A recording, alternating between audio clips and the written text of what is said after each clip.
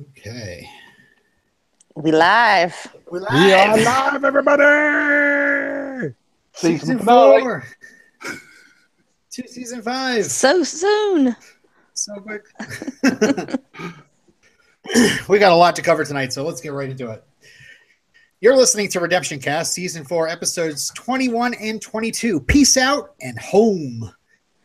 Angel returns from the bug monster dimension to give Jasmine head and effectively ends world peace. This equals a promotion from Wolfram and Hart and Lila offering the team the keys to the LA offices. And yeah, who's Connor? I'm Robin. I'm Stephanie. This is Kimberly. I'm Illyrio. I'm the guest this weekend. Yay! There you go.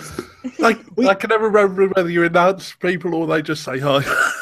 We like the awkward silence. Yeah. Do we? Okay.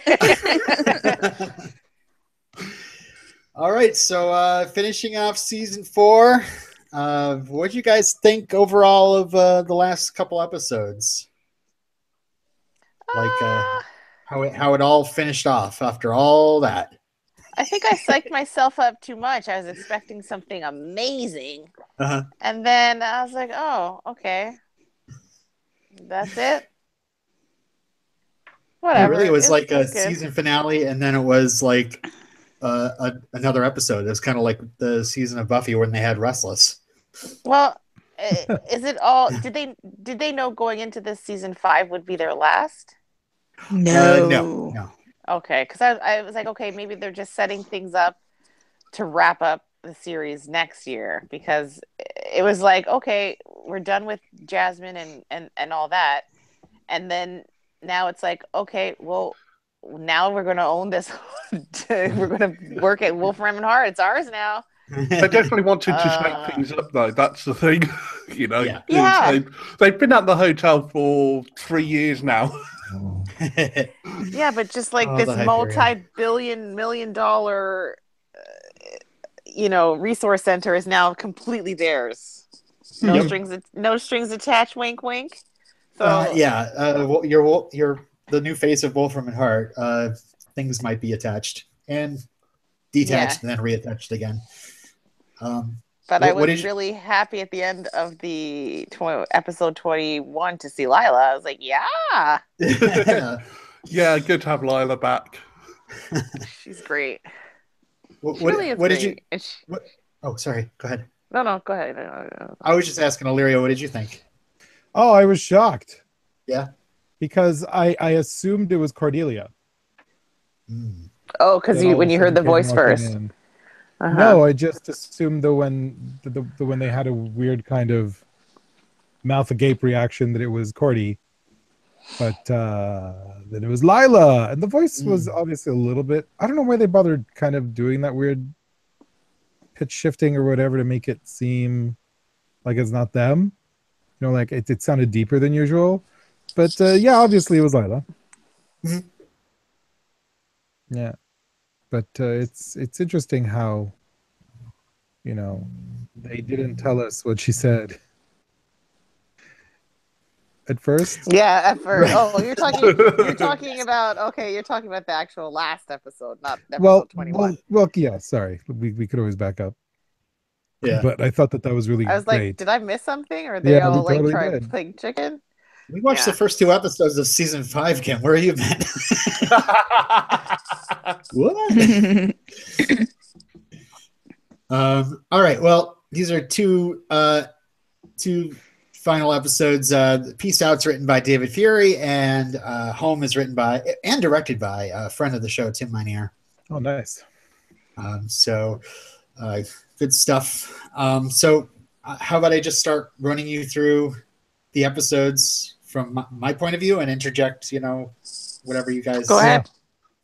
Okay, my first note is luckily these tick monsters are afraid of the blue orb, because it really was like the end of the episode was like, oh hell, he's like surrounded by bug monsters, and he just kind of holds up the bauble that he's carrying around, and they're like, oh, never mind.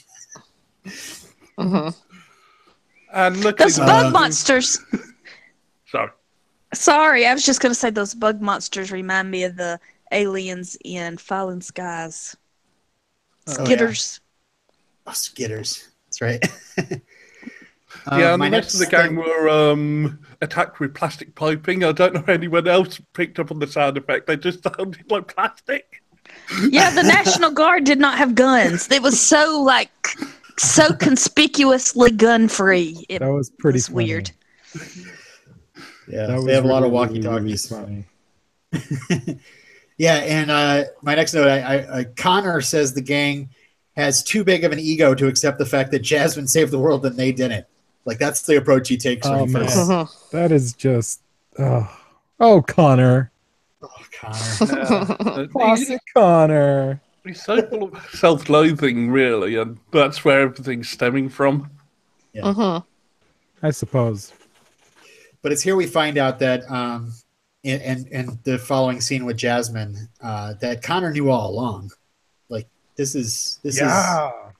Yeah, the hell dimension that he came from doesn't matter. Right. I mean, listen. I'm all for looks don't matter, but come on, dude. Yeah. Megan Face. I don't care if she is your daughter. She's a Megan Face. Yeah, and like, I don't know. I mean, it's just so diluted to be like accept so much. I mean, I guess maybe his tipping point was helping to murder a virgin with pregnant Cordy. But and that's maybe when he went over the edge. But I don't know. It's weird. He does seem very enchanted with her when she first arrives. So I almost wonder if like it just kind of wore off on him, and it did affect him at first. Mm-hmm.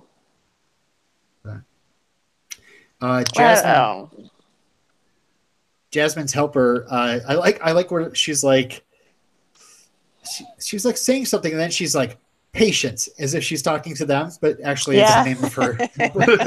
Yeah. And Patience is played by Benita Friedrichs. She played General Beckham in Chuck. I don't know if you guys remember Chuck. I barely remember it myself.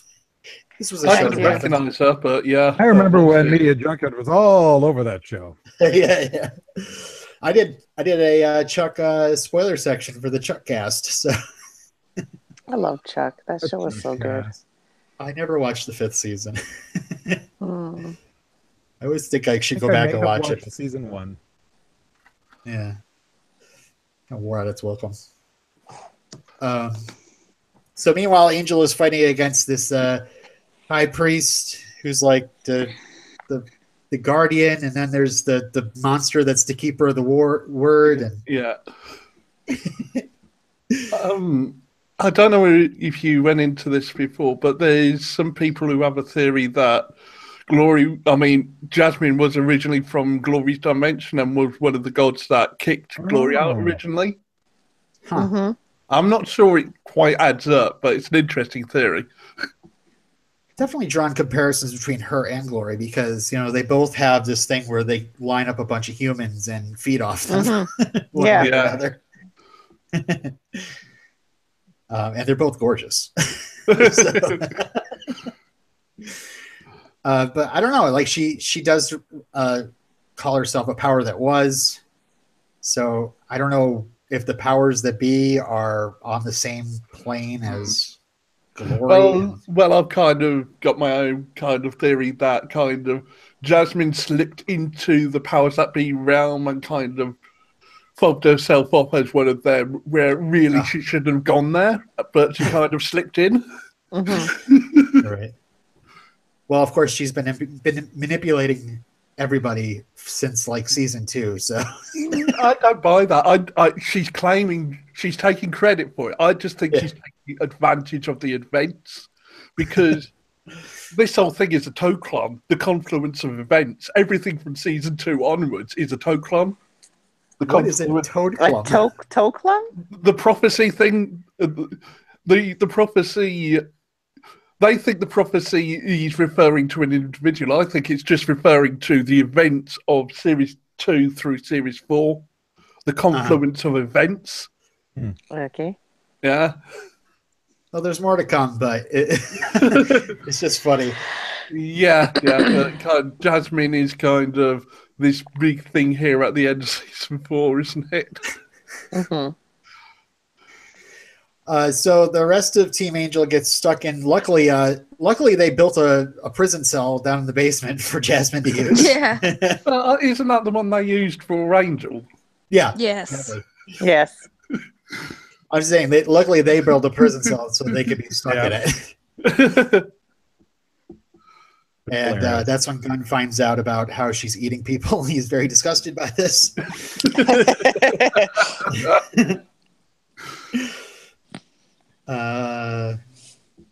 Oh yeah, people are really undressing in that scene. Yeah, we saw I was like like, this what's like happening here? It's a huge girls room in full of a bra. people. That's like almost Ballroom 20 caliber. Jasmine just does want all those extra calories she'd have to consume with all the clothing on, you know? Do you know how much calories are in cotton? You know.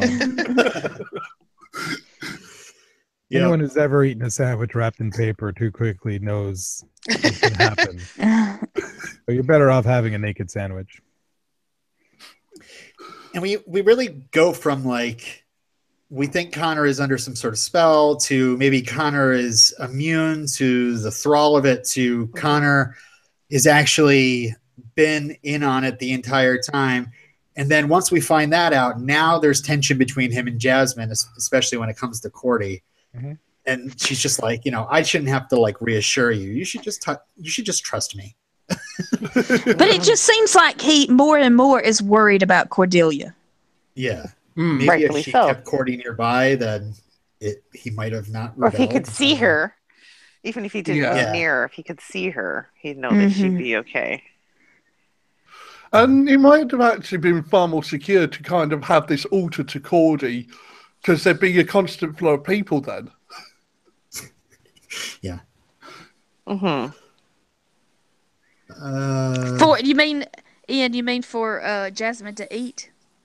Well, essentially just because the amount of people who'd want to visit Cordy, there'd be so many people in the room that it'd be hard for anyone to go in there and steal her or take her blood. Oh. But Cordy has to be alone so we can get this huge soliloquy. Yes. Yeah. That I kind of tuned out of. That was his moment. I know. It was his redemption moment. Whatever. Not feeling it. I guess. Yeah, it kind of reminded me of that show that we watched last night. I don't know if anybody here watched that show that was on last night where it was like, oh, we should have got a hint that somebody was going to meet their demise because he got such a huge monologue, soliloquy. Yeah. Oh, The Walking Dead? That fucking show. Everybody lost their... I don't know what happened. Watched it. I haven't even started The Walking Dead. I don't know what happened, but everybody was losing their minds online, and I just tuned everything out. It was shocking. It was pretty good. It was good. Okay. Every once in a while, The Walking Dead will shock you. It'll surprise you, and that was good. But it's also the same thing that kind of happened on the CW Crisis on Earth X thing. There's a whole storyline with a certain character that gets a lot of attention, but there's, character that gets a lot of attention. Storyline gets developed. Oh, yeah, something's going to happen there. You don't pay so much attention to one character for no reason. Right. It's kind of a weird form of foreshadowing. Yeah. Like fourth wall foreshadowing. Yeah. All right. So anyway, we're amongst the Jasmine followers. I just love one of them is just like, oh God, there's nothing like the first time seeing Jasmine. I mean, seeing Jasmine's great, but the first time is the best. Oh my God, guys. And there's this one like newsy looking motherfucker. His page boy hat on. Yes. And the female reporter, she's named Tracy later, I think. She looks really familiar, but I couldn't place her. My husband said she was in Payback. The blonde one? Payback. I don't know. Yeah, the blonde one. No. She's married to okay, this is very weird. She's married to Kevin Richardson of the Backstreet Boys, and that's the only reason why I know who she is. Oh, I was going to ask you, tell me why, but I was like, oh, there's why Kristen. Boo! Boo! So it's great how I love hearing the background chit chatter of these guys, and we find out that the Lakers disbanded just to spend more time thinking about Jasmine. So did you guys like the whole fight between Angel and the keeper? It was pretty good. Keeper of the word. Yeah. Sets up the whole thing like you're doing this for Connor and that he's not going to ever love you. And Yeah, he also kind of says you're going to lose him in the end anyway, and Angel does. Ooh. Yeah. So the guy kind of could see the future. Did they get rid of him because everybody hated Connor? Like, do you think the writers and I didn't stuff? hear anything like that. No.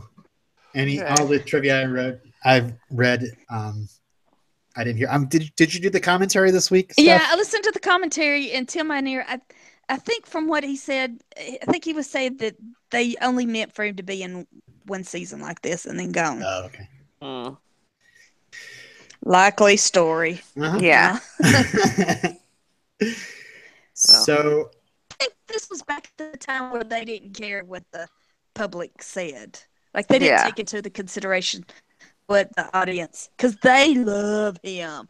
Oh my God. If you listen to any of these commentaries, they just go on and on. Vinny this, Vince that. He gives you so many. He's got a million things going on behind his eyes. He can give you takes for days. He's average, blah, blah, blah. Yeah, not great, Bob. Although, and then, kind of. And my husband's watching this, he's like, I can't stand that guy. I said, yeah, nobody can. I'm sure when I finished this series, though, I kind of had this whole thing in my head. Maybe if Connor and Dawn actually had a series together, they'd actually be good. Oh, God. They can't. They go off to college and meet. Imagine that. So Connor finds. I think they tried that. It was called Lenny and Squiggy. Connor finds Cordy in a church, and just say the church outside says, "God is nowhere, Jasmine is the way," and that's another tip of the hat to David Greenwald's show Miracles, because the whole recurring theme of that is God is nowhere and God is now here. I never watched the show, but I guess that's. And of course, outside you've got an angel cast down. Oh, I didn't notice that. Yeah. Sometimes they're not really that subtle with the symbology on this. I love these two cheery and patient cops, Jeremy and Brent. Oh my God. At least LAPD members of the LAPD. Yeah.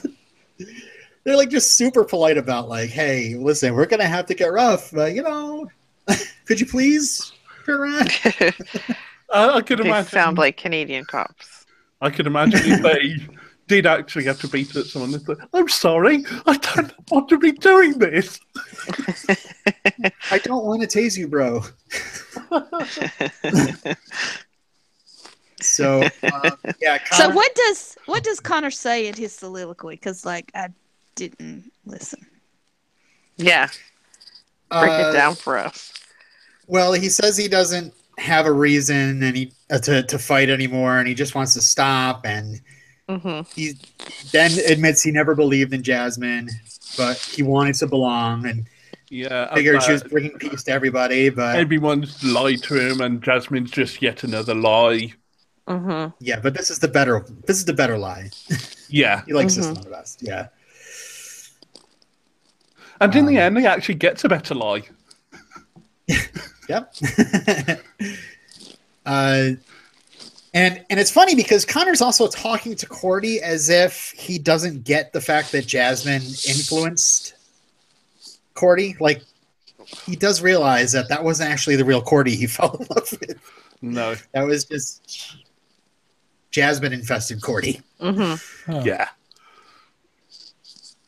Yeah. The only And- real Cordy we had all season was Cordy without her memories. Yeah. And he only and he of course he throws a dig into his father and his friends. They're always looking for reasons to fight. Mm-hmm. They just want to fight all the time. Well, like he doesn't. That's all he's known. And Charisma had her baby. She's already had her baby, but she can't do anything. She can only lay there. Yep. Okay, so that wasn't filmed before? No. Nope. I hope we're gonna get all So- the dirt, Robin. And I've got some dirt. I got limited dirt because I can't give you the entire story. I've got some more story for you after you see the first couple episodes, and then I got even more dirt probably about halfway through season 5. So All right, you get the first salvo of dirt. my dirt appetite. My amuse bouche. So, we get the closest we can see of Jasmine actually feeding on these people. Just this like sound of chewing flesh, and you see Their like tentacles tentacles. recoiling back into a light. Yeah. I don't know. It's gross. It's all So, fucking HP Lovecraft all the fucking time. Yeah. Hey, Steph, you got to stay away from your mic. I'm not doing it. I'm not moving. Hey, Kim. What? Someone's rubbing against their mic. Oh, I'm sorry. now. Maybe it's probably me. I don't know who it is. Hey now. Hey, no. So Jasmine has her press conference, and there's actually a deleted line here that's pretty funny. They had a grizzled reporter ask a question. He's like, "Hey, I got a question. All right, one that I think the world demands an answer to. Exactly how do you get your hair so shiny and bouncy like that?" Or something. Wonder why they took it out. That's Did good. they take it out for time? Yeah. Maybe over time.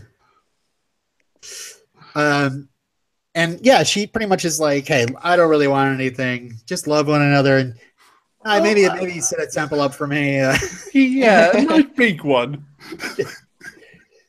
It just kind of reminds you of what you've seen in the other dimension where I Angel could is. imagine, though, if it was built, it'd just have throw cushions everywhere. So yeah, that's when Angel pops out and does a little Clash of the Titans. That was kind of cool. Oh, yeah. And so- Yeah, with this whole broadcast thing, I don't know whether you realised it last week or whatever when they did the one to California, but Sunnydale's actually without power at the moment. That's why they're not affected. Oh. Oh, that is awesome. I'm glad Yeah. that's cleared up. Yeah. Because when they start talking about the mayor, the governor is talking to Jasmine, I'm like, how is Sunnydale not getting any of this? But yeah, So essentially, everyone who evacuates from Sunnydale then gets affected by Jasmine because... yeah. From the frying pan into the fire, pretty much. Yeah. So we find out here, we've been waiting all season, or at least part of the season, for Jasmine's real name, and her real name is Ayudawa. Okay, thank That you. was ridiculous. Because I was like, what the fuck is her name? That's awful. And everybody freaks out when her maggot face shows up. Mm-hmm. That was awesome. And then what? She puts on a slightly less maggoty face? Yeah. Maybe they didn't I plan took too it- far ahead. You know, I they- took it that she healed as much as she could. Yeah. Yeah. I was almost thinking about the production, like, oh, we have to have her have some lines here, and it's going to be really weird to have this maggot face going. That's true. True. And she's got like a boil face. Mhm. And they changed Meanwhile, her Gunn wig. finally- They made it frizzier. Yeah. David Oh man, that special conditioner is gone. Extra creepy. And just so you know, Gunn finally kicks the cell door open. That shows that if Angelus just tried a little harder instead of like pacing around and smirking, he could have gotten that too. Oh, were you going to say something, Steph? Too good. I don't know. I can't remember. So yeah, nobody's worshiping Jasmine anymore. And she's like, and all walking hell around the breaks street. loose Yeah. because everyone's getting And codependency withdrawal symptoms. Yeah. yeah, riots.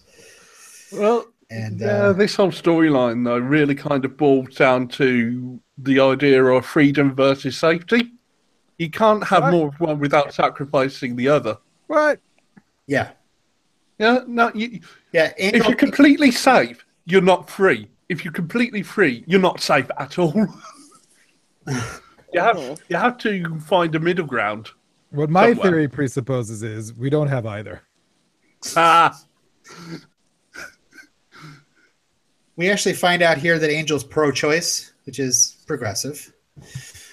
And Wait, what? That was a joke, guys. These are the Free jokes. What'd will. you say? Choice. Free will. Yeah.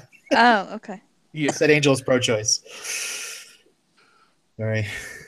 And I wrote no fate but what we make. I'll just skip that. No what? No fate but what we make. It's Yeah. a thing from the Terminator.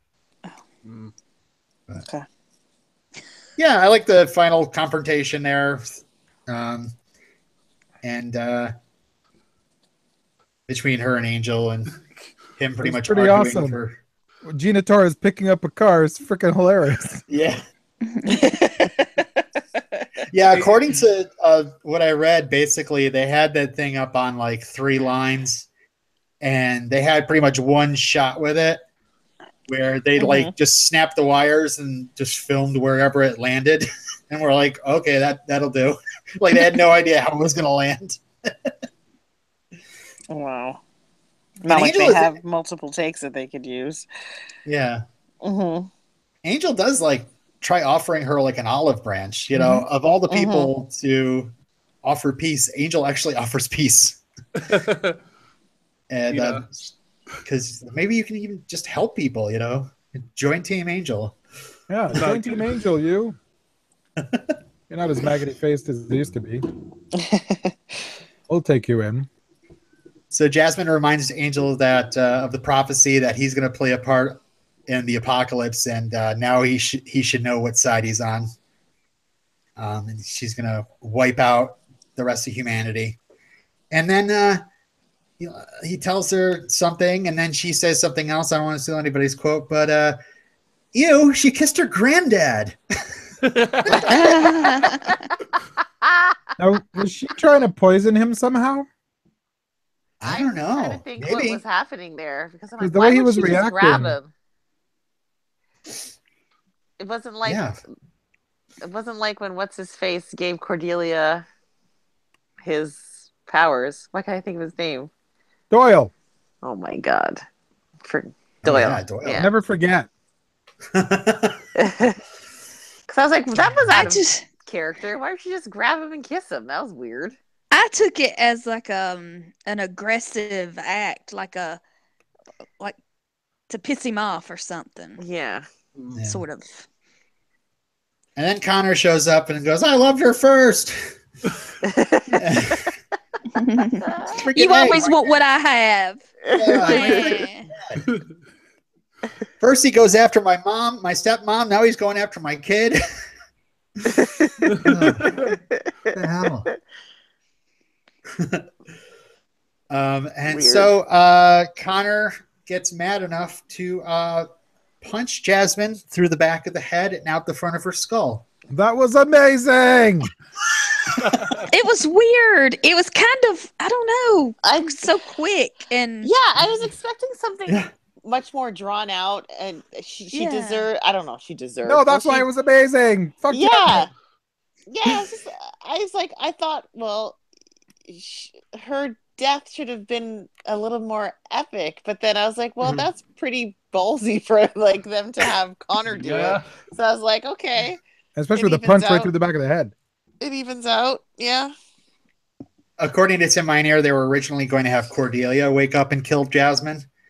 But she had just, like Steph said, had just given birth. She wasn't released to do anything physical. So Tim had to do a lot of directing charisma and a coma.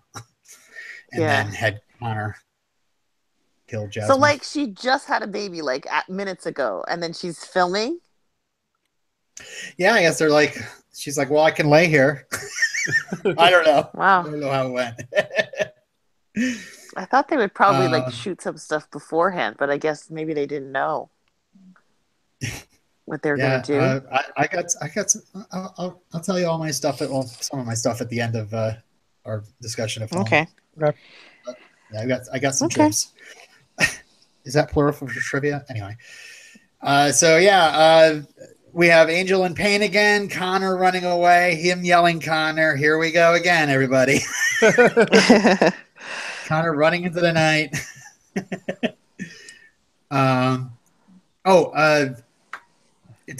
There's like a scene with the Wesley and Gunn and Fred and Lauren, and he references Night of the Comet. Oh, great movie. Which is awesome. Yeah, I love that movie. And this movie is mentioned in the recipe to craft the character of Buffy from Joss Whedon's point of view. This is Joss's quote. Take 1 cup Sarah Connor from the first Terminator movie, 1 cup Ripley, 3 teaspoons of the younger sister Night of the Comet, a few sprigs of A Little Princess, the book, not the movies, and a pinch of Jimmy Stewart for pain because nobody does better pain.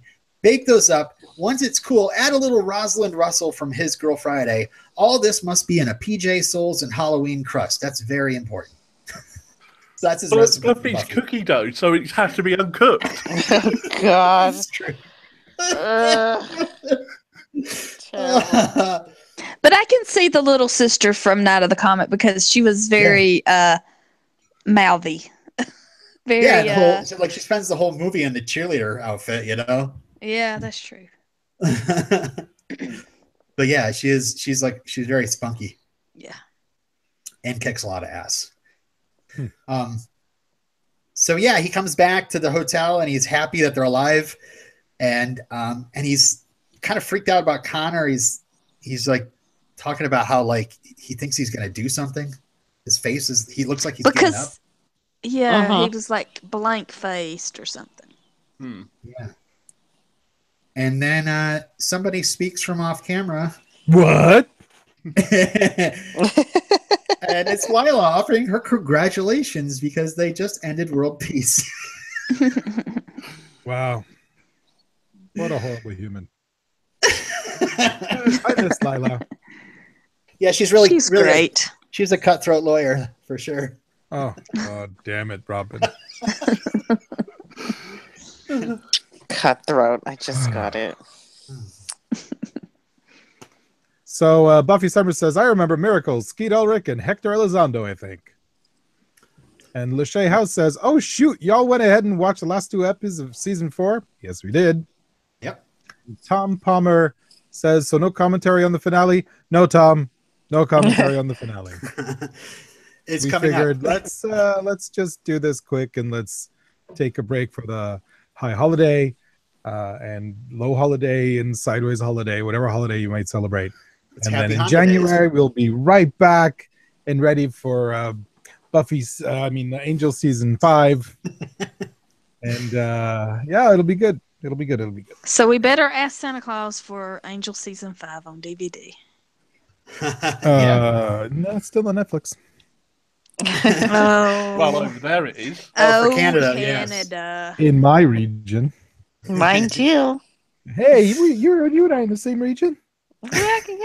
What? You guys have any more notes on Peace Out before I have a bit of feedback? Oh, feed it back then. Feed it back. This is from Bruce. And Bruce is so smart. He always has the best feedback.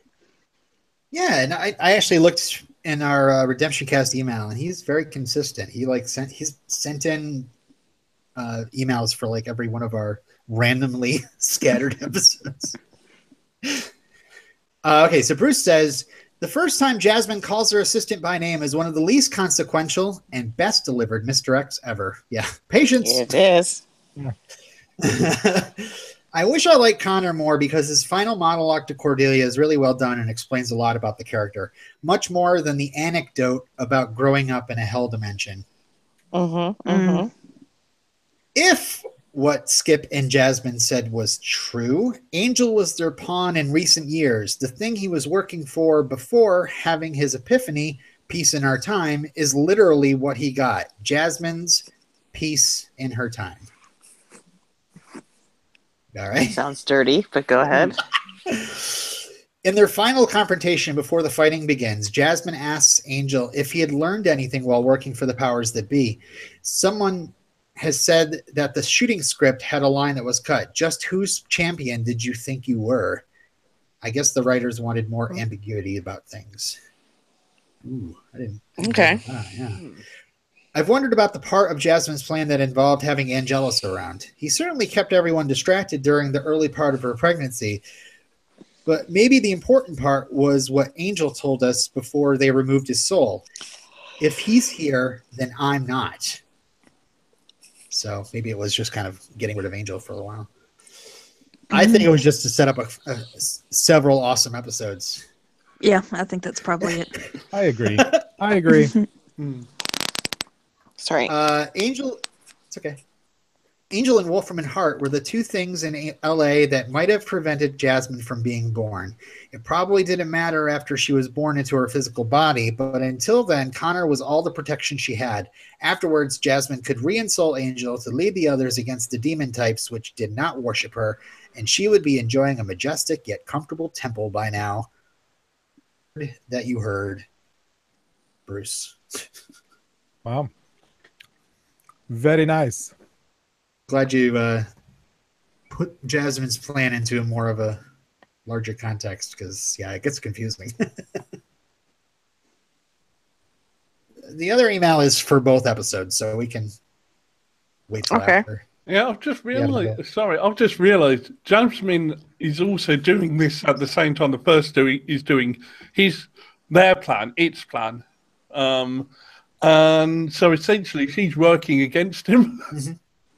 Yeah. But so is apparently Will from the Heart in this next episode. Because Will from the Heart is the one who gives Angel the amulet that Spike ends up wearing, which is instrumental in defeating the first. Yeah. What? Yeah. The amulet. Yeah, the amulet. I'm lost, but anyways, let's continue. We'll get to it. We'll get to the amulet. Right. I'm slowly opening up my rating sheet, but I suppose I can write some of them down while this damn thing loads. You guys want to rate the episode? Mm-hmm. I leave it. I'll give it a solid 8. Peace out. 8 out of 10. What? Peace out. Just peace out? Yeah. I'm gonna like give it. I'm glad that she's gone, but like I'm, it's bittersweet because I really like Jasmine. I like the character, but I felt like she deserved a better swan song. You know what I mean? I would have loved to see her go on into the next season, but I know it was contained. But good stuff. 8. I'm gonna give this episode 8. Also, 8 out of 10 Girl Scouts.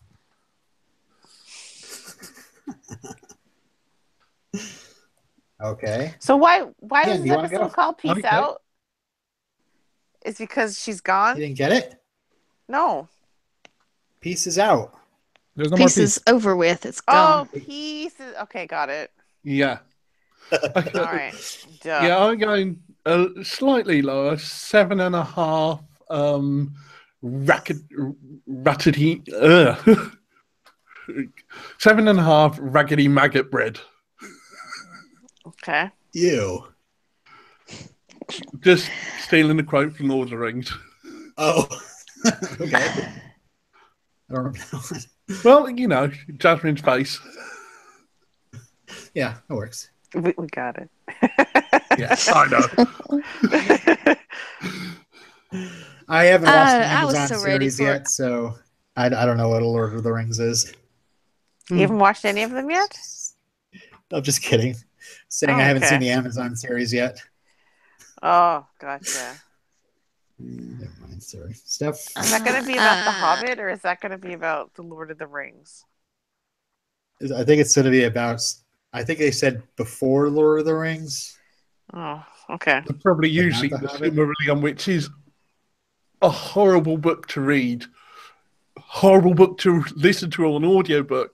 Ah, What? Lord of the Rings? interesting with things in it, but horrible. What? Lord of the Silmarillion. Rings? No, the Silmarillion. Oh, I couldn't get through it. I tried twice. Yeah, well, I tried once reading it. I tried twice on audiobook. The second time on audiobook, managed to get through. Sorry, Steph. We're cutting you off. Yeah. What was your Oh, it's point? fine. I was so ready for this Jasmine thing to be over. And because the whole time I was like, why was everybody complaining about the Jasmine storyline? And then when we get to home and to compare how good Angel could have been, this season was really meh. Really? Yeah. So I Okay. give it 7. I think, But really, I mean, the lead up was much better than the payoff. yeah. 7 out of 10 lonely, rejected deities. Story of my life. This was better. This was better than Sacrifice. Sacrifice, I gave a 5, but we weren't stuck in the sewers with teens and. Again, it's just like it is like a kind of a let's wrap it up resolution to this arc, because it really is like they run into a bug monster. The bug monster has a thing to go to a portal, which then he kills this thing, and It's a fetch quest. Yeah, it's really just I don't know. It's not very satisfying. Yeah, but it's I just I couldn't write it any personalityless. differently. Yeah. Although both guest stars from Firefly get decapitated. Yeah.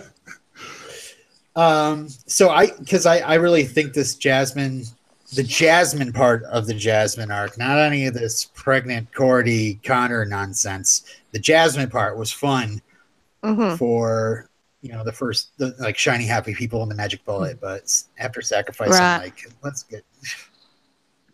Yeah. I wonder it might have been better if Jasmine had been introduced earlier, but her power kind of ramped up as the season went along. Yeah. All right, so I'm just gonna go along with 7. 7 sounds fine. 7 out of 10 punches through the skull. And yeah, because I mean it's not is bad. It's just kind grade. of Yeah. Anticlimactic. That's the word I was looking for. Yeah. Yeah, that's a good word for it. Quotes? Oh. Quotes. Never I'll go first. surrender. Never give up. No, you got that one wrong. Never give up. Never surrender. Steal it. No. Sorry, I was trying to get it in before anybody got He it. said, by Grabthar's hammer, I shall avenge you. Right? We're doing. What's that from? Well, it's where Never Give Up, Never Surrender is from. Galaxy Quest. Oh. I heard him say it. I'm like, what the fuck, dude?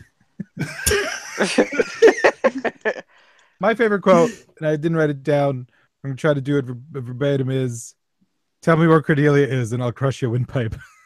Don't you mean or?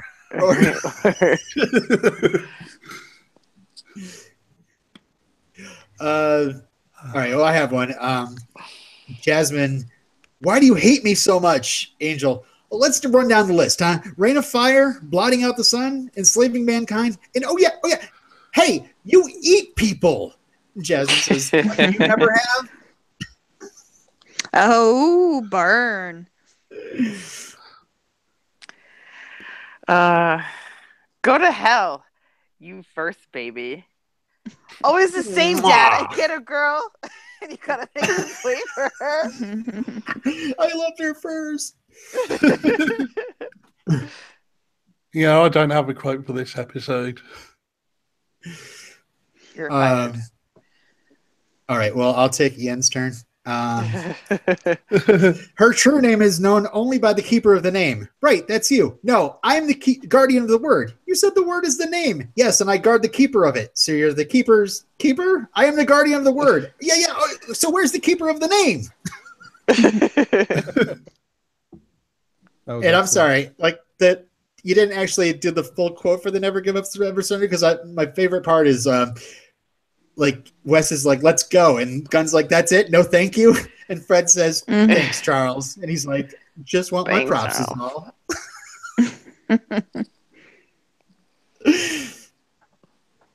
All right, are you guys ready to go home? Yes, let's get to the good episode. Tim Minear written, Tim Minear directed, Yes, Tim Minear all over the place. Thank God.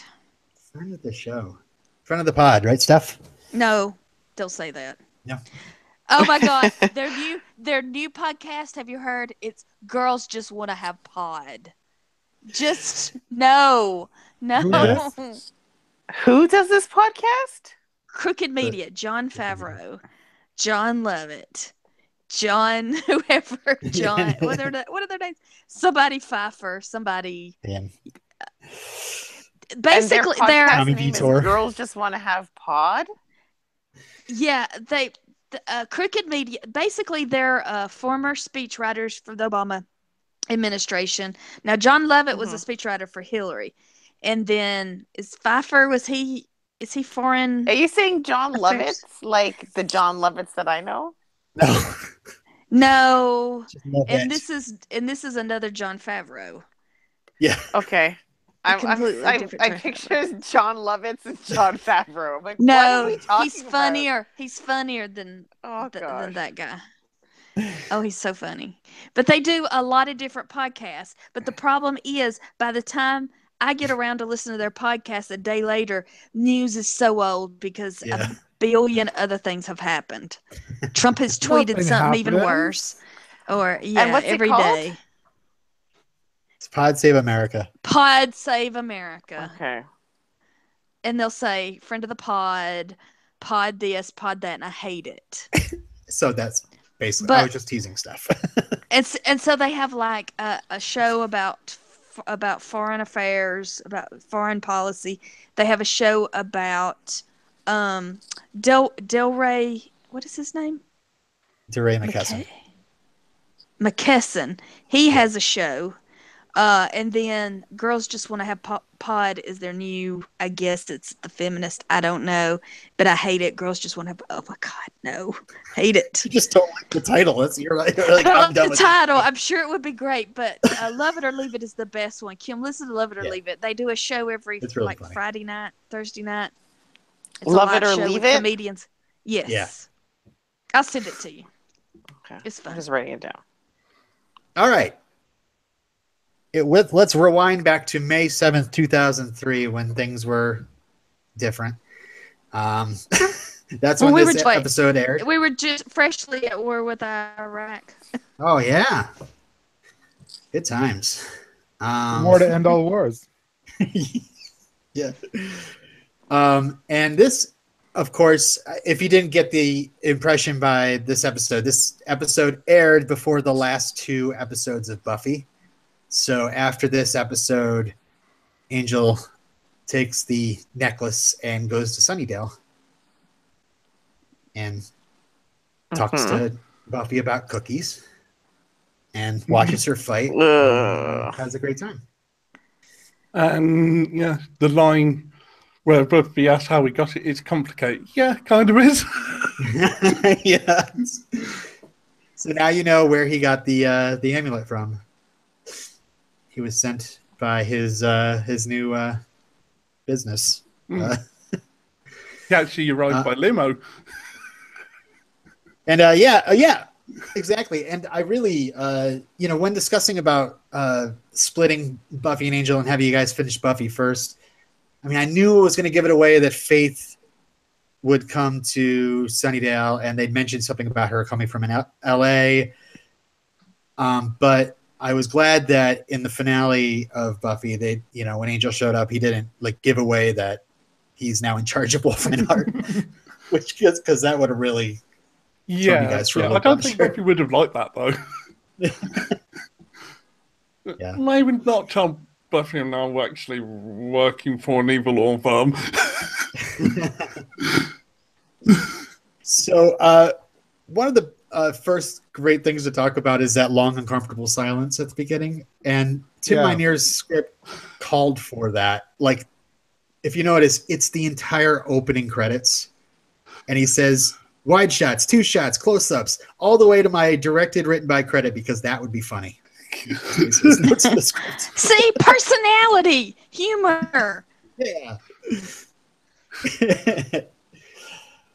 But I just love how, I think I mentioned something about when the lawyers all came to life, they were all zombies when the Beast was rampaging, that, their contract does go beyond death. They're still working for Wolfram and Hart no matter what. Yeah. So this is the payoff to that. I think the first time we get reference to that is what's his name in season 1 or 2 when Angel's in the elevator. Oh yeah. Yes. Reprise. Howland Manors. Yeah. Yeah. So Lila's because here. From that, wait. From that elevator ride, we get that evil is always with us, and there's always you can't have complete goodness, and there's going to be, and so it's almost what Angel is all about. How, yes, there's good, there's bad, there's gray, and you can't have completely good, and there's not completely bad. I got that we basically live in hell. So that's why the elevator. There's drawbacks to everything. Yeah. There's nothing works out. Yeah. Completely. So yeah, Lila is very much like, hey, good job, you win. Gives him thumbs up. You ended world peace. I mean, if there's anything to get their attention, it's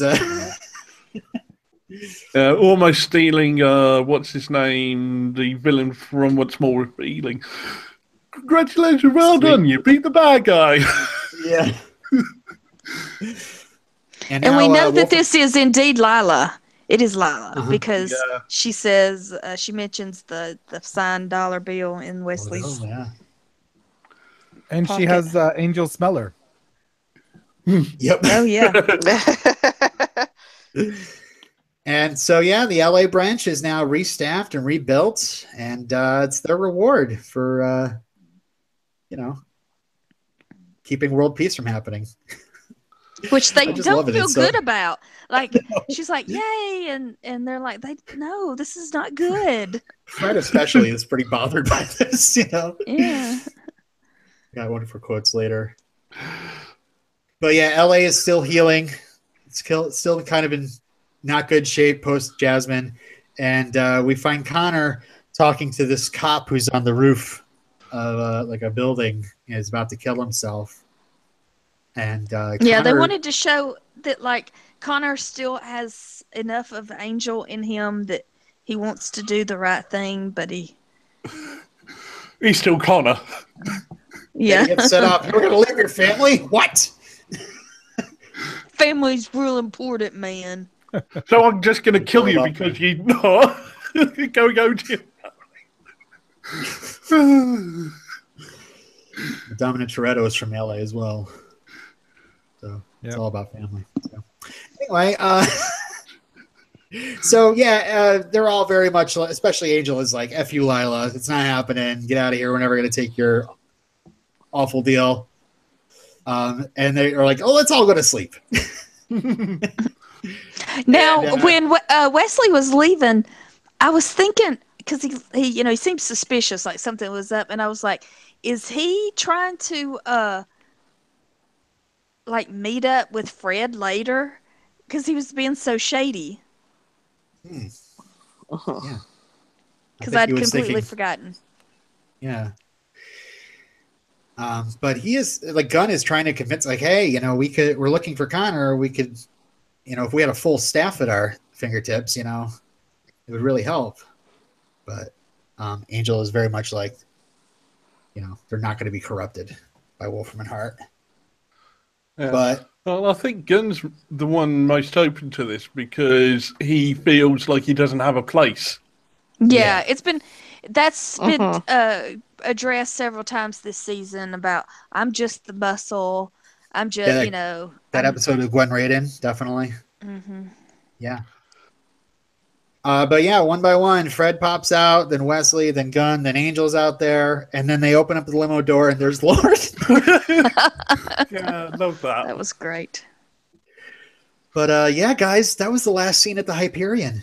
Wow. No more Hyperion. Bye, Hyperion. They were really sad to tear that set down. They saved like a hallway and a room just to kind of use it for, you know, other hallways and rooms. But No more yeah, there's buffet scenes or whatever the sort of thing's called. Because we call those we call the footrests and things like that puffs in the UK. Mm-hmm. Okay, it has ottomans. another meaning, but we call so we don't really. I'm not sure what else you would call that thing, centre seat thing. Like an ottoman. Ottoman.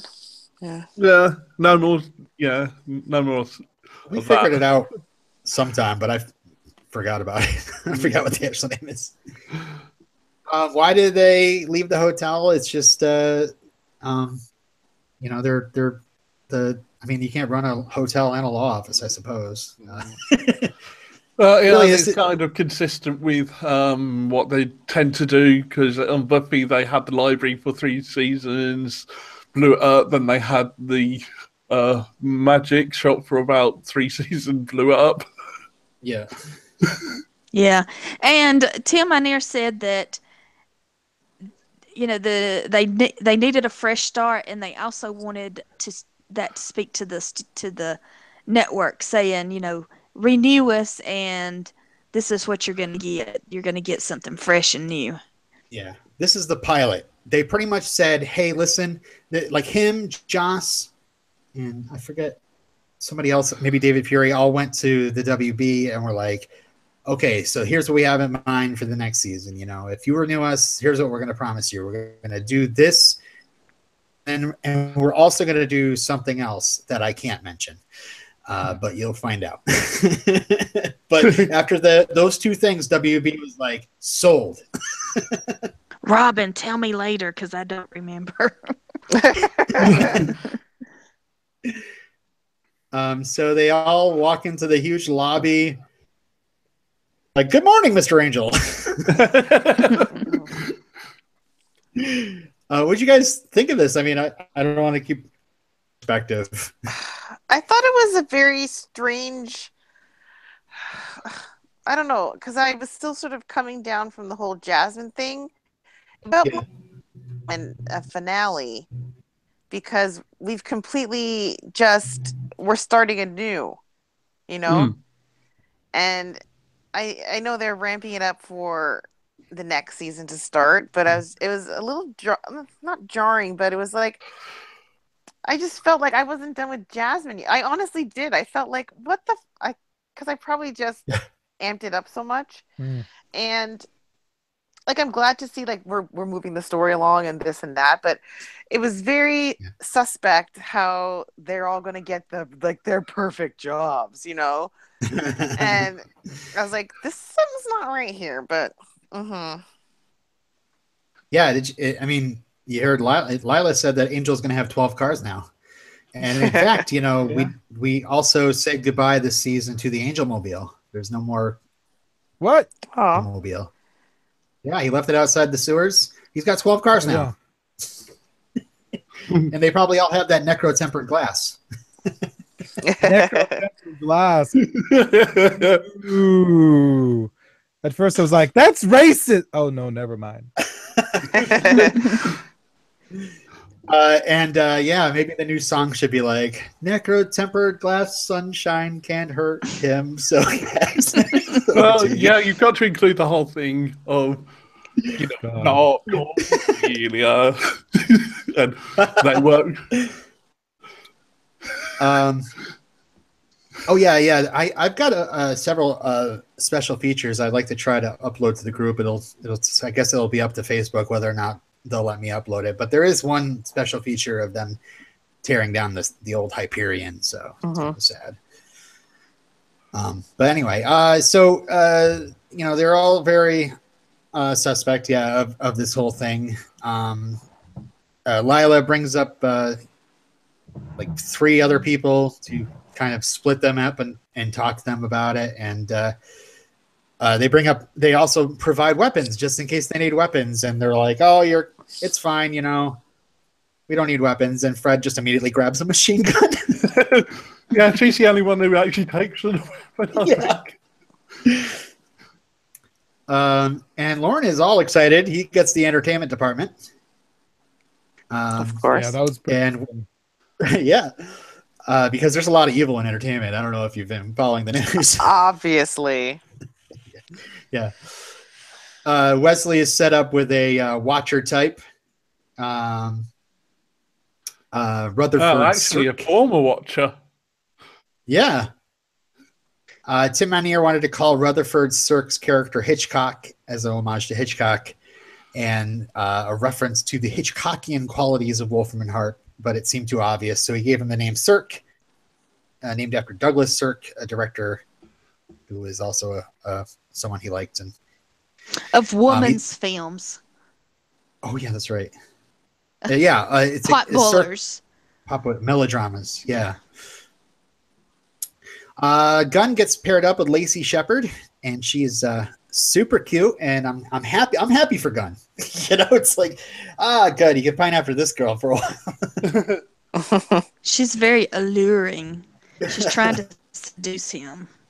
Okay, jumping forward a bit, we don't find out what Gunn was offered, but what are your thoughts? All right. What are your thoughts? Because, we're on Gunn at the moment. We might as well. Because he went up to the White Room, stared into the eyes of a panther, and what happened? I don't know. Yeah, what'd you get? He released his inner beast, and he's like, I'm all in. I mean, there's a poorly placed joke about Eye of the Tiger. Or Black Panther. Yeah, Tim Manier said that. Black Panther. Yeah, he said it was not meant to be Black Panther. It was a leopard. It was a spotted leopard. It had spots, but you just couldn't see them. He said he wanted a jaguar, but that was the only animal available. So they look into each other's eyes, and then we see Gunn is just kind of sold on this whole thing. So. He swaggers into the lobby. Yeah. I'm going to be horrible right now. Okay. And I'm going to question why Gunn found that woman so attractive. Oh, really? I thought she was cute. You don't think she was cute? I thought she was alluring, more alluring than maybe attractive. I just had an issue with the chin and the cheeks and cheekbones, but I was kind of, I don't know. I was in a weird mood when I watched that episode. I think she was more sexy than pretty. Beautiful. I suppose. Yeah. I mean, listen, it's in the eye of the beholder. This eye did not behold that. Oh. And of course, we have to talk about Fred gets put in charge of the science division, and she gets a geeky scientist, this cute guy named Knox, and he's very quirky, and he's very much a Fred type. Do y'all he's recognize played by Jonathan him? Wood. Oh, go ahead. Do you guys remember him I do from not. anything? Was You've he, seen him many, many times. He was in Conversations with Dead People, and he was in The Message. Oh, Firefly. Firefly episode, yeah. The Message. So But in they Conversations love with Dead People, he played Holden, who was the vampire that talked to Buffy throughout that In the episode. cemetery. Oh, okay. And in the messages, he And in can't the stop the signal guy? No, Or is that No, he's Cody? more like The he's the dead dead guy. body that Oh, they have to okay. take care of. Yeah. yeah. The war So- buddy. Along with Jeff Ricketts, Bob Fimiani, Carlos Jacket, Alexis Denisov, Eliza Dushku, and Summer Glau, he is one of only 7 actors to appear in 3 different series created by Joss Whedon. Ricketts, Fimiani, Jacket, and Woodward appeared in Buffy, Angel, Firefly. Dushku and Denisov were in Buffy, Angel, and Dollhouse. And Summer Glau was in Angel, Firefly, and Dollhouse. So you got to get the trifecta. That's like your Whedon EGOT. Mhm. Yeah. I'm fairly certain if, Dollhouse had gone on another series, Jonathan Woodward would have found his way onto there as well. Yeah. Most likely. Yeah. They said that okay, so Knox mentions R&D and also D&D, and then mentions that the Wolfram and Hart has a dungeon. And they got state-of-the-art equipment. There's a portal gun. And they have this whole thing where they get hack into people's cell phones from this other device that he has. And Pilot, bro. Turn of the Millennium technology. Talks about Fred's friend, Matt Partney, who was producer Kelly Manner's assistant, actually. That was his name. Oh. So Rutherford takes Wesley to the library, which is just one table of books. But those books can access all the books in the locked archives. Wow. So essentially they replaced that woman who was in charge of the archives with these books. Yeah. Wasn't that Flo? Yeah, Flo is no mo. Was that? Yeah. She's the human Rolodex, so the human Dewey Decimal System. Yeah, that was actually my note when he goes down to get the file. I was like, "Where's Flo?" But Rutherford is like I said, a former Watcher, and they mentioned libraries. It's funny, and it says there's no more Watchers Council, so lines are kind of blurry here. Wesley all of a sudden surprisingly punches him out, pulls out his sleeve, and just shoots a rappel into the ceiling and goes up. It's like freaking Batman. And after seeing him being punched out, I'll mention Rutherford is played by actor Michael Halsey, who just passed away in September. So pour one out for Michael. Meanwhile, Lila is showing Angel to his awesome office, and it's got a private elevator, access to 12 different cars in a motor pool. And then she pulls open the blinds, and Angel freaks out, but it turns out, necro-tempered glass. And the writers like to make Angel look like an idiot. No. And Those that's Lila. I must brood.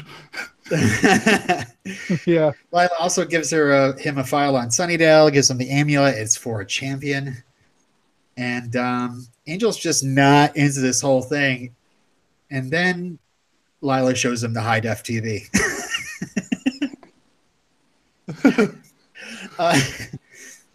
And that's where we see that Connor has taken a sporting goods store hostage.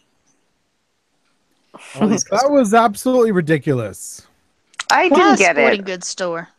because that's where all the families go. Like, it would have been easier, it would make more sense if you did like a Toys R Us. Or Isn't something. this like the day after Yes. Jasmine is exposed? Yeah. Hey. And Everyone's all depressed, but people just gotta go shopping.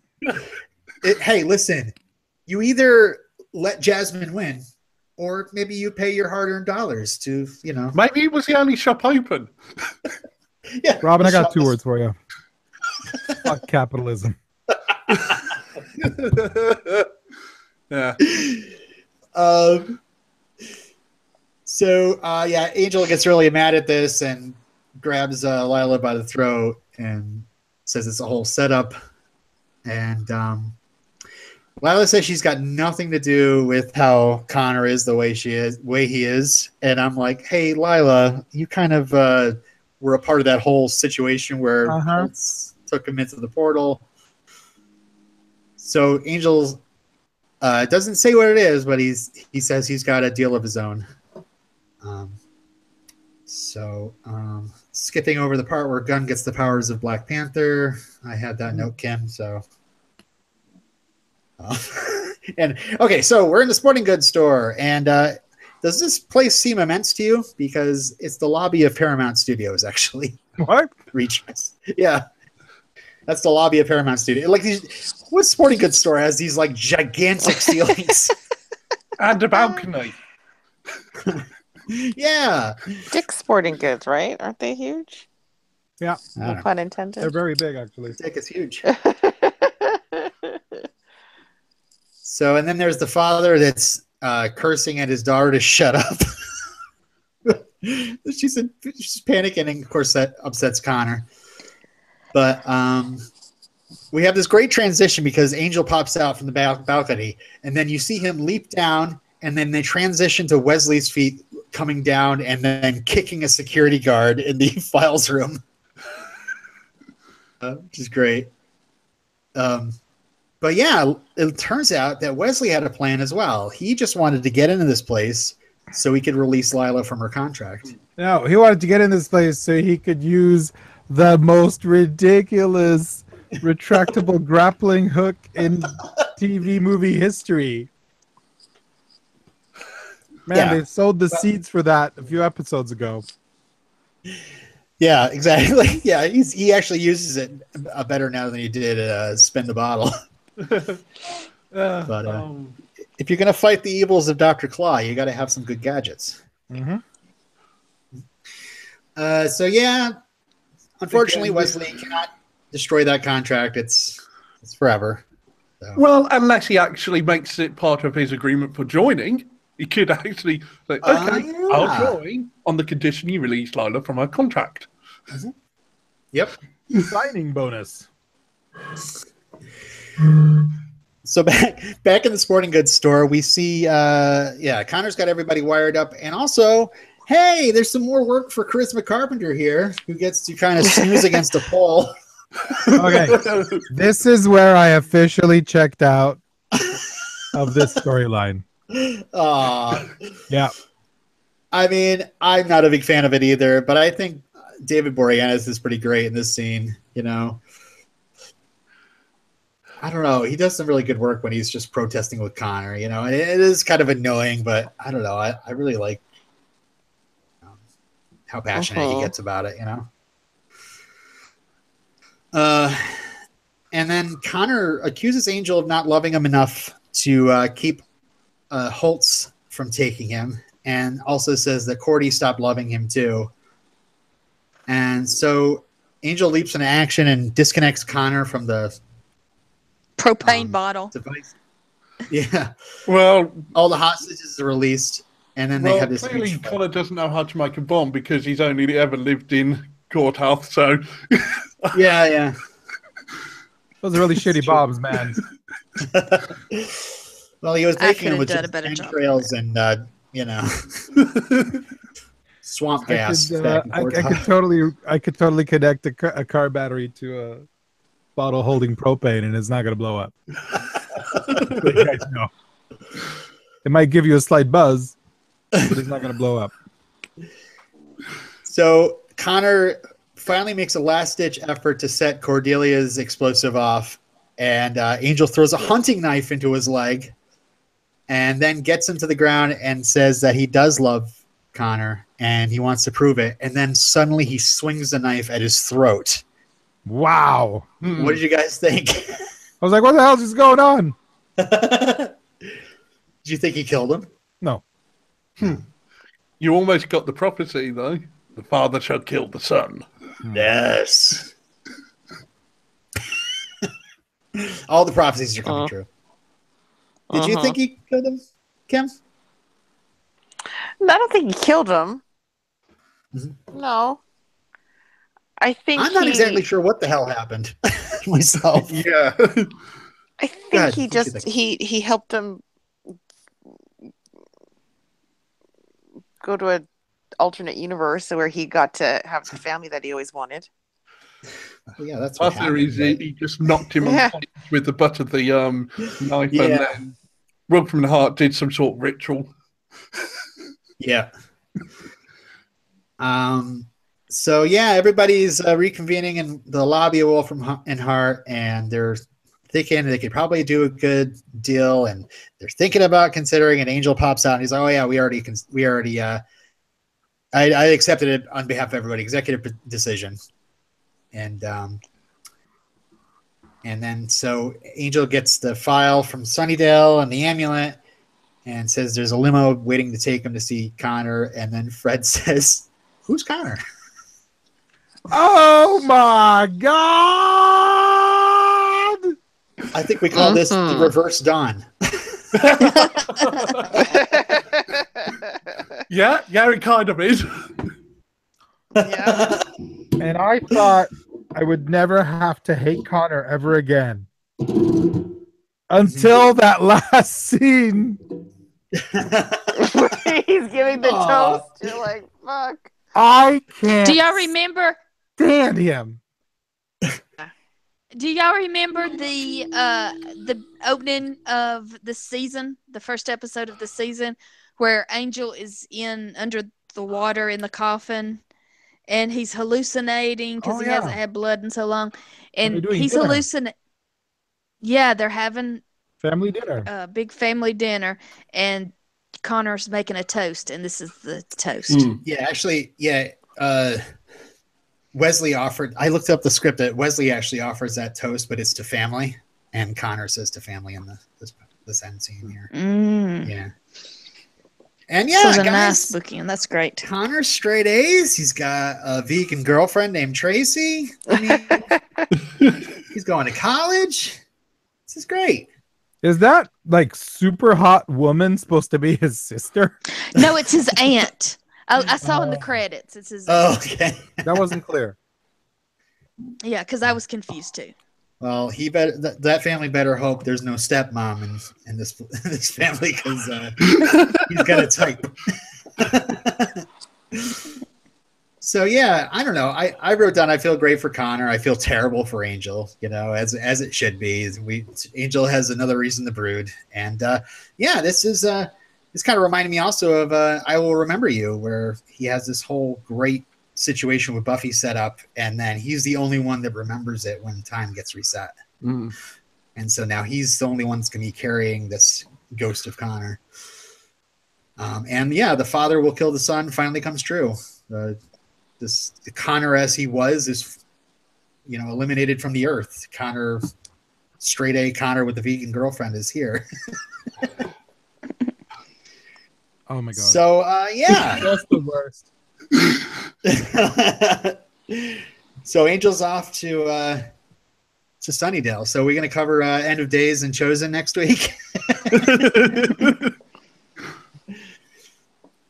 Feel free to release it on the new and improved feed, Robin. Oh yeah. Oh, we'll get to that. We'll get to that. Okay. I have all sorts of notes here about this. This is where I guess the dirt comes in. Has appeared in many different Comic-Con appearances and stuff, and she's always asked about what happened. And I can tell you this right now. She says season 4 was her least favorite season, and she did not understand the relationship with Connor. And in fact, the one that I watched, she was there with Julie Benz, who played Darla. So she's like, I did not understand this whole relationship with Connor. And then Julie Benz leans over and says, I didn't approve of it. So, all right, let me read you what I have here. So I had this whole interview with David Fury and Tim Minear, different things that I've pulled together, and it kind of paraphrased it. But okay. Season 4 originally was going to be Cordy as the big bad, that when she was returned, it wouldn't be her. This was because they ended up writing her and Angel into a romance, and that was boring. So they solved that by sending her off to become a higher being, but then they weren't sure what to do with her there. And they felt like, they advanced this character from where she was originally the love interest to a high being, and then couldn't figure out how to get her back to regular Cordy. So their first idea was to have her return from the higher plane and have her memory erased. which breaks up the impending relationship between her and Angel, and then also takes away her higher being knowledge. Then they thought she would get her memories back, but it'd only be as far as high school Cordy. And then we could have, OG Cordy back, snarky, no tact, the works. Mm-hmm. But to them, it all felt very false. So they ended up bringing her back as a big bad. They were thinking about bringing her back as a big bad to provide a nice dramatic arc. And then Spin the Bottle came out of that idea, and also provided a way to go from amnesiac Cordy to evil not Cordy. So they were like, I like this idea of having old Cordy on the show, but let's just do it for one episode. So that's what Spin the Bottle came from. But just imagine they're just like, they just turn her back into teenage Cordy and she's acting like she was in Sunnydale. That just would have been really weird. So yeah, this whole season was going to lead up to a throwdown between Angel and Cordelia. But they couldn't because they found out she was pregnant and that she'd be giving birth late into the season. They started talking about maybe shooting some scenes ahead of time between Angel and Cordy, like fighting early in the year. But then, and the idea of getting far ahead enough on breaking stories so they'd know what those scenes needed to be turned out to be a pipe dream. They would not have had Cordy pregnant if Charisma wasn't pregnant because they already did Pregnant Darla the year before. Mm-hmm. And if you remember, Cordy was already pregnant once before as well. Mm-hmm. But Charisma was pregnant, so they made Cordy pregnant too. And because they had a limit about how much she could work, the later into the season it got, they had her give birth to an actor who wasn't pregnant. They first thought they wanted to have her give birth to like this evil guy. But then Joss came up with the idea of making her a beautiful woman who just wanted to bring peace and to have Angel actually be charged with the task of taking down peace in the world. So that's kind of like how the season progressed and their original plans for it. The only flaw in that is kind of Connor. Oh yeah, He's just Connor. Yeah, you could have done that a bit better. If you come up with another reason why Cordy's pregnant and not gone into the whole Connor thing, it might have been a lot better. Yeah. And, in the interview, like, they were definitely asked, like, hey, that Connor and Cordy thing was kind of gross, guys. And they're like, oh, yeah, we know. Like, we wanted it to be awkward and gross and, just provide all sorts of drama that way. Okay, so more. Will Cordy be back? In some sort of limited capacity, they say it would be a cheat to have her wake up in the first episode. We'd like her to wake up eventually so Angel isn't constantly preoccupied with fixing her. And this is Tim Minear talking. We're thinking about doing like a Mr. Freeze scenario where Mr. Freeze has this wife who's in suspended animation and he's trying desperately to find a cure for her. So that's kind of what they're thinking about at the end of season 4 about Cordy. Didn't work. And Bruce actually sent this to me. This is from an interview with Charisma at the end of May 2003. So it's right after the season finale. She says here, we start shooting again in July. Oh, yeah, I'm contracted for the whole of next season as far as I know. It's funny, Joss said he heard that I was leaving the show. And the way the season ended, I was kind of having a stroke dead on the floor for a second, wondering. I told Joss I wasn't leaving and asked if there was something I didn't know.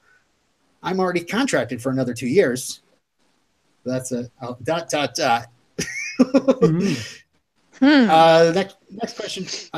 Will Connor be back? And they say, eventually, maybe for one episode. We'd like to have his new parents actually bring him to Angel because they discover he has superhuman abilities. It would be our version of Smallville.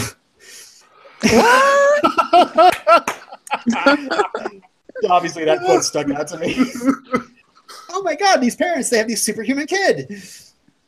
And also they want like Connor to think Angel is like super cool and look up to him as a father figure. These are all ideas that are coming right after the finale and interviews. So I just wanted to kind of throw those out there, what was in the public consciousness. USA Today had a Save Our Shows campaign before Angel was renewed for season 5. Angel took 49% of the votes from the other On the Bubble shows, and that's about 60,000 people voted in the USA Today poll. It was definitely on the bubble for the WB, and now that Buffy was over, they may have worried that there wouldn't be any interest. However, the revamp and home intrigued the suits at WB. They also picked something else for season 5 that I can't tell you about. And was it cost-cutting measures? So they were sold.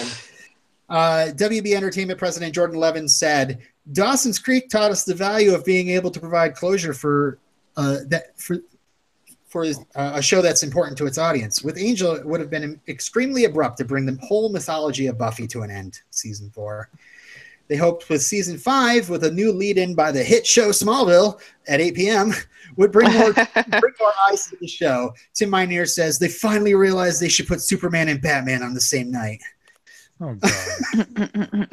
Tim Minear hopes the finale would work as a new pilot for Angel and get away from the cannibalizing soap opera-ness of the show and give all the characters something new to do. David Greenwalt, who is the one of the show, the people that started the show, and he's kind of one of the producers. He says, we're mixing in elements of The West Wing and LA Law. It's not going to be dreary and dark. To me, it's like a brand new show. So that's all trivia I have for you guys. Are you nervous? Okay.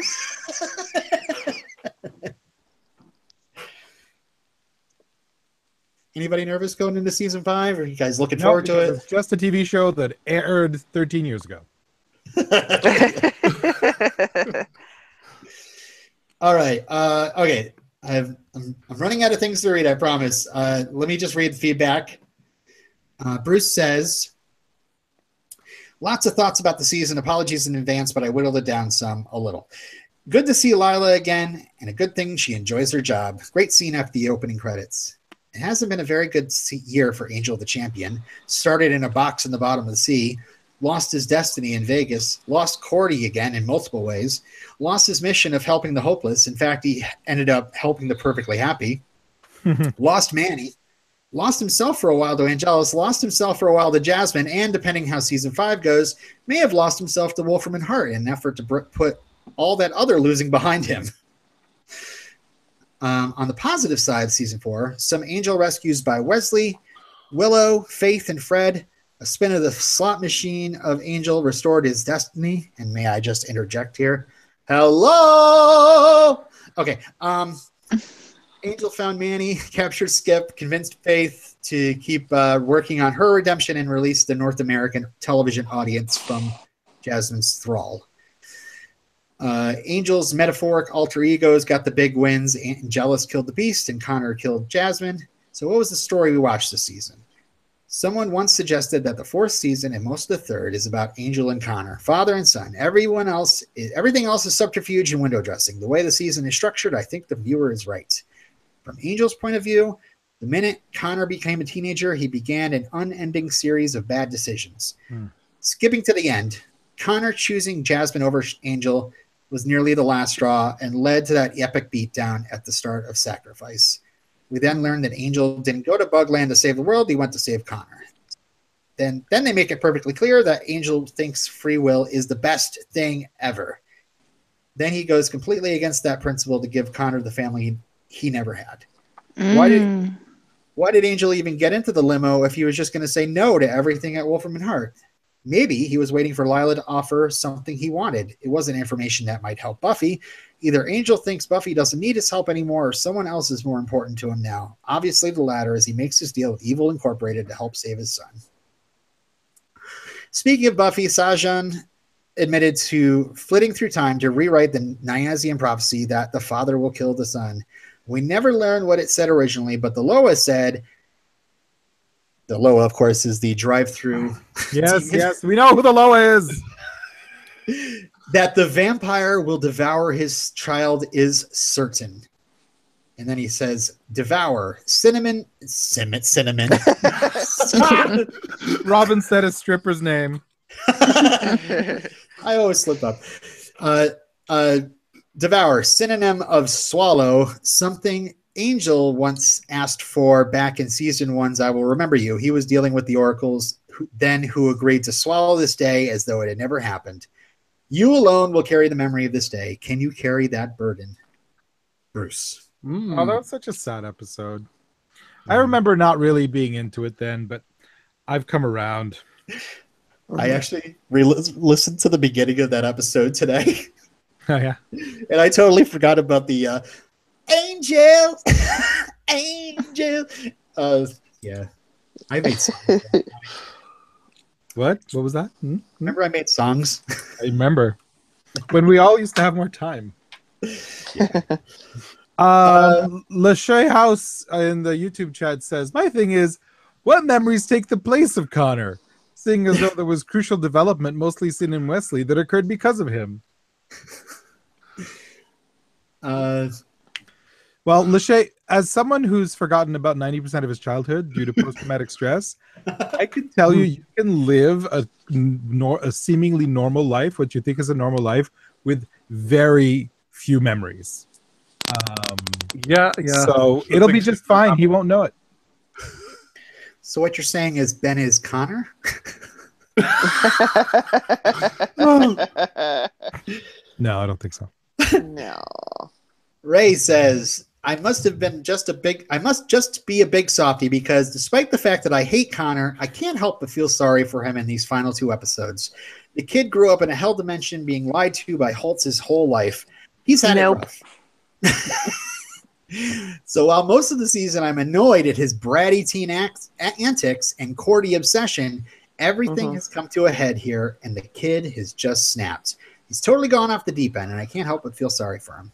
Nope. As for the Wolfram and Hart thing, I love this twist. I didn't see it coming the first time I watched and was totally blown away that the show would flip its format like that and have Angel and friends in charge of Wolfram and Hart. Yeah, Really I still cool think it's a ruse. Yeah. It's a really cool reset for the show heading into season 5, which is my personal favorite season of the show. Wow. Yeah. Opinion spoilers much there? I'm going to edit that out. Okay, you don't have to. I'm just kidding. Tim Minear does a really good job of injecting some comedy into the finale as well. There are some really funny parts. The scene where they're sneaking out to the limo comes to mind, and it was good to see Lila back as well. The scenes with her and Wesley were touching in a weird way. Do the newbies have any theories on what happened to Gunn? Kind of talked about that already. Yeah. Not really. Like nothing. He was bitten by a radioactive panther. Let's move on. We saw him in the White Room with the Panther, and the next time we see him, he's dead set on taking the offer, whether anyone else does or not. What do you think changed his mind? Maybe he can speak to animals now. Ooh. He will have his friends Kodo and Podo with him in season 5. No idea. No idea. As for season 4 as a whole, I find it pretty uneven. They changed showrunners after episode 4. Remember that, yeah. And I'm not sure that once they settled on Jeffrey Bell, that he was the right choice for the job. Charisma's pregnancy also threw a big wrench into the writing of the season and had them totally rewriting on the fly. There are a lot of great things. Dark Wesley being incorporated back into the gang as the season goes along. Angelus and Faith both return for fun arcs. A Willow cameo and an interesting idea in Jasmine that doesn't totally come together, but I appreciate the effort, how it was at least something different. The Connor and Cordy sex sort of looms over the season as yucky, and Evil Cordy didn't work very well either. My season rankings would go 5, 3, 2, 4, 1. So while I still do like a lot of it, I'd personally have it as my second least favorite season of the show. But saying that, Angel is one of my favorite shows of all time, and even when I don't love everything about a season, there is still a lot of great stuff to enjoy. And I can't wait to move on to my favorite season, season 5. Right. Oh, really? Yeah, there are a lot of, there are several episodes that stick out in my memory from season 5 that are really good. It kind of. Is there a musical episode? No. Yeah, sorry, spoilers. Robin, I'm I not know what you're interested. talking about. Robin, Yes. Okay. Thank you, Steph. Yeah. it just hit me. Uh-huh. It just hit me. Uh-huh. What was Yeah, what? I know what you're talking about. Yes. Shall we rate? Yes. Okay. Guest? All right then. Well, I'll give it. It's definitely better than the last episode. It's good way to end the series, season, I should say. So it's going to be 8.5 out of 10 tiger eyes.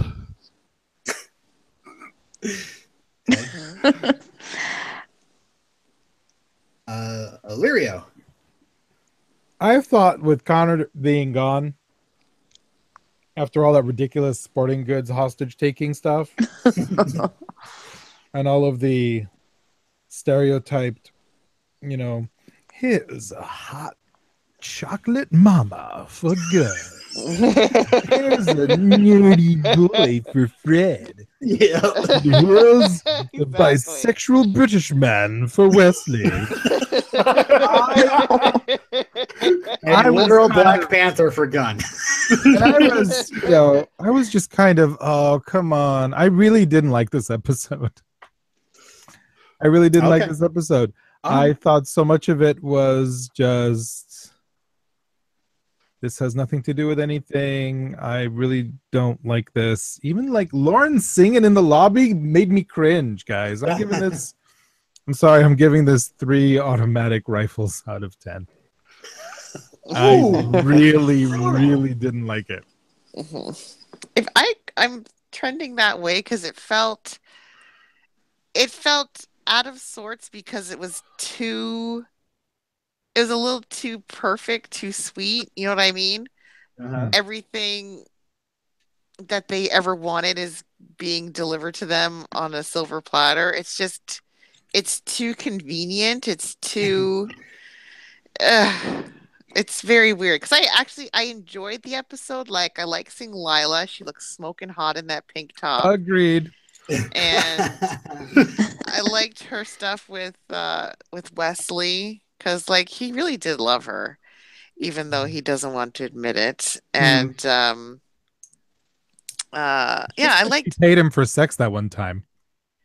It was only $1. And I think that's $1 that he's kept in his wallet. So he's not spending it anytime soon. He loves her. He loved her. He even kind of let it slip. So I'm torn because there are parts of it that I liked and I'm looking forward to, and there are other parts like I was cringing along with you. I was like, this is far off. But like it didn't feel like a finale. It didn't. Things weren't wrapped up. Yeah. It was more like a prequel to the next season coming up. I think that was part of the plan. So again, I'm torn. So I'm gonna give it. Like I want to give it an 8, but it was better than the last episode, but I don't feel it deserves an 8. You know what I mean? Yeah. So I will just give it an 8 out of 10 finales. But it's an 8. It's a mini 8. It's because it's better than the last episode, and I gave that an 8. So you're saying at the same time it's a low 8, but also it's a high 8. It's higher than last episode, but lower than the scale that I want to give it. You know what I mean? Right. Like I want to give it like a 4. I think I know exactly what you mean. You want to give it a 4? Give it a 4. No, but last episode was worse, and I gave it an 8. Well, doesn't matter. Whatever. That's done. Maybe this just works better if you've seen Series 5. I don't know. Wow. Yeah. We're working toward that. Steph, what did you think? Tanya can do no wrong except for the sporting goods story hostage. So, it's just it's just full of life and personality, and it's so great that the idea of Wesley wants to do something for Lila. He wants to save her so bad. He wants to, burn her contract, but it's never gone. It's always there. It continuously comes back. That's so smart. And yeah, so I give it 9. I would give it 10 if it wasn't for the sporting goods hostage situation and Connor. So I give it 9 out of 10. Turnkey, state of the art, multitasking operations. Nice. I'm kind of like along with you, and yeah, Ian, that kind of challenges me to think. Do I like it more knowing what's coming, or Yeah, or at the time were we like, what the hell is going on? I think at the time I was very much like, what the hell is going on here? I'm used to, the Hyperion and, all this dark, and beige vampire stuff, and this is crazy. This is all in the light, and it seems like a new show we're watching the first episode of. Yeah, we'll see what you guys think. But as for me in the rewatch, I'm probably just going to give it a 9 out of 10 champion amulets. Because Tim Minear, friend of the podcast stuff. So this episode actually ends up now tying with the previous episode. It's a 7.5 as well. Great job, everybody. That's not right. Not right. See, it's not right. It's not right. And I'd like to. I'll go on the record and saying I don't care. I'd like to give you guys all your season averages. Illyrio, you thought this season was an 8.1. Kim, you thought this season was a 7.3. Steph, 8.2. All the guests gave it an 8.3. That's not right. And I gave it an 8.3 as well. All those 10s during the Angelus and Faith arc, I'm telling you. That was great. Lachey House on the YouTube chat says, this episode seemed to have the same function as Restless in Buffy season 4. A sign of things to come. That's another point. Another season, Buffy season 4, where overall there's something not quite right with the season, but it's got some great individual episodes. Yeah. Yeah. And a lot of shows do this now. I can't tell you an example, but I'm sure like Game of Thrones and these big HBO shows do the thing where they wrap up they have the big story end in the penultimate episode of the season, and then the last episode is like an epilogue. Yeah, that's definitely right. Yeah, that's The Wire. The big giant battle episodes are always the second to last. Last one. Yeah. Shall we do quotes?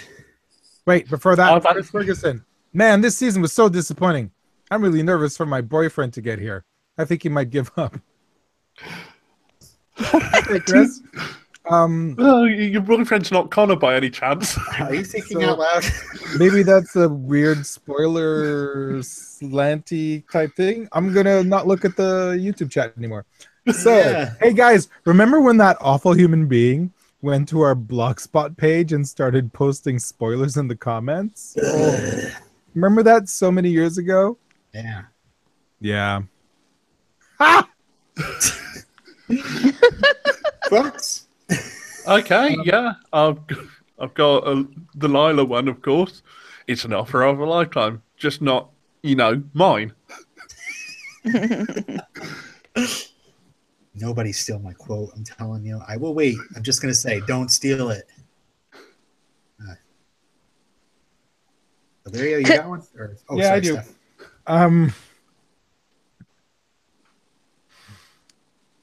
What's the matter, Ace? Didn't think you're the only one that ever got to come back from hell around here, did ya? Sorry. Say it like that. That's right. That's exactly how she said it.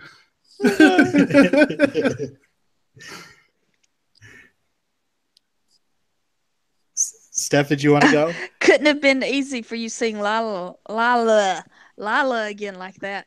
Oh, yes, that was awkward, wasn't it? You decapitate a loved one and you don't expect them to come visiting. Loved one. Figure of speech. Mm-hmm. He loved Kim, her. do you have one? Kim, don't steal my quote. Do you have one? I think he's okay. No. It's a lie. No, it's a Lila. Yes, I get to say it. So it's an evil limo. I get that, but does that mean we don't restock the cherries? And my honorable mention is, I really do love you, Connor. So what are you going to do about it? Oh, and And I'm not even going to read the next part because that made me hate this episode, so I hate him. not exactly a quote, but I love the fact that Fred says to Wes, some of us a bit more ruffled than others, and Wes is just there looking actually a little bit more immaculate than he did earlier in the episode. I actually, man. my alternate I love is a Fred quote as well. Is we entered a nefarious global domination scheme, not world peace, right? That was great. Well, I should give out my Christmas present before we wrap up things. What? You got a Christmas present for all our viewers? Yes. All our viewer. Up until just recently, we were not able to offer the entire backlog of our episodes, and then I fixed things. You can only access the last 25, but that really annoyed me, and I just kept plugging at it, and it turned out that Blogspot is the devil, and Blogspot was holding us back. So we're going to drop that 0, and I think Robin found ourselves a hero. If you go to redemptioncast.blogspot.com, it will redirect you to our new website, which is redemptioncast.wordpress.com. Brand new website. Every single episode is there. You can stream it. You can download it. And if you go to at least iTunes and Downcast, I know that they work there. Every single episode, all the old commentaries and Gabintaries and terrible songs that I played on the show, and everything is available for your listening ears and Your ringtone. Way to finish strong, Robin. yeah. Sorry, my mind just trailed away.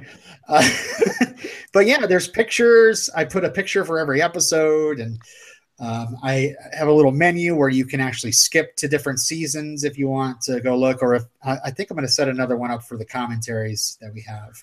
Awesome. The old Tim Minear chats, all good stuff. So go crazy. That's why I was listening to the episode for I Will Remember You. I definitely suggest that one, at least the first few minutes, because it's pretty hilarious. You're not the only one who got to reminisce a little bit this weekend, because I have here a note. I have here a note handwritten to me. It says, Illyrio, looks like hell froze over. I finally found this book, and it has ended up in your hands. Woohoo!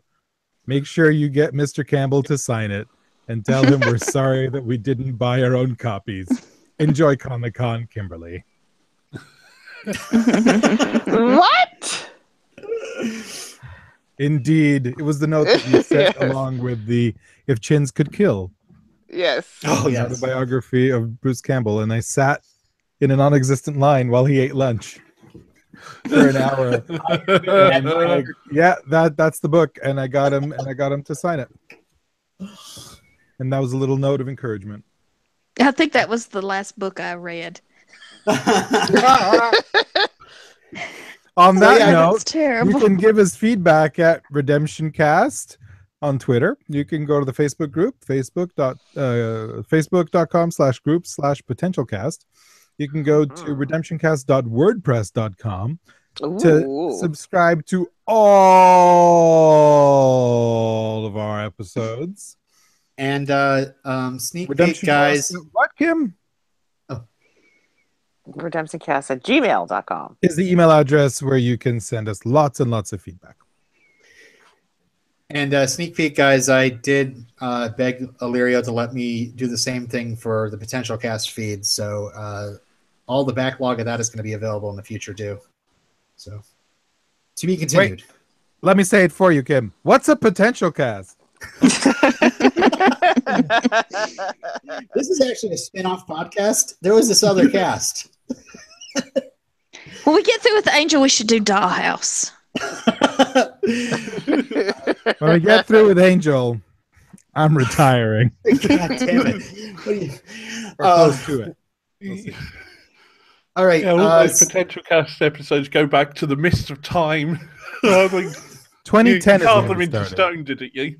It's started amazing just June looking at the 2010. Redemption Cast posts and seeing the dates on them and going, God damn. Season 2 was 4 years ago? What? No wonder I can't remember anything. Well, it's all at right. an old age. Yes, and too much TV. Yeah. Or not enough in my case. All right, guys. So we have 11 more podcasts to do. There's 22 episodes left of whole season 5. The next episodes are Conviction and Just Rewards. Nice. Hey, Kim, what do you think is And- going to happen in those episodes? No idea. I think they're going to kill off Cardi. I think I think she may not die like dead. She'll go somewhere else, but I think she's done with the show. Yeah. Like she'll be there and she'll come back and be like there for the finale or something, but I don't know. I'm Maybe. just not optimistic about her. Hey, Ian, thank you for joining us. Yeah, it's been great to come on again. Do you have anything you want to plug?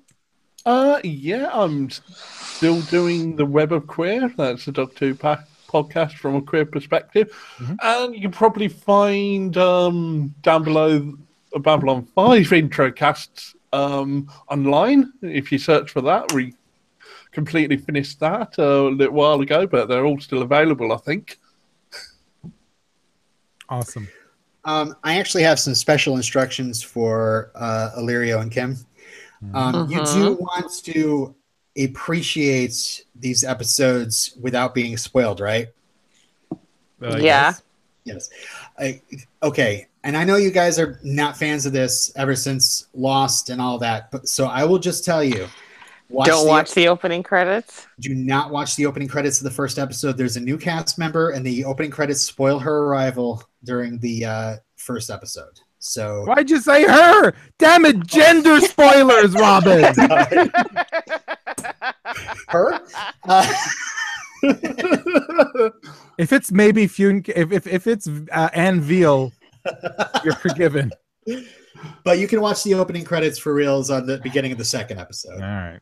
By then you'll be like, "Oh my god!" I always go like this. But like, not just the guest starring, the actual opening song. It's spoiled. I don't know why the hell they did it. But so you're talking about like the intro. Watch the opening teaser. Once you start hearing the theme song start up, just avert your eyes till it's over. Well, then, like I usually do. Yeah, I mean, I know you're singing my words along. Of course. And then you can do it from online as well. There may be spoilers on how Netflix presents it or however you stream it. Yeah, that too. Yeah, because I remember when it was available on Netflix over here, it did. Yeah. Well, I almost got it. It queued up in that little sub window, and I wasn't spoiled on anything because I just averted my eyes as I usually do. Cool. All right. All Well, right. on that I'm done. note of warning, on that ominous note, Happy New Year, everybody! Hey, Happy New Year! happy Honda days. Merry Happy Festivus. I hope you all Yeah. get the flat screen TV you wished for. yeah. And But yeah. stopping the broadcast now.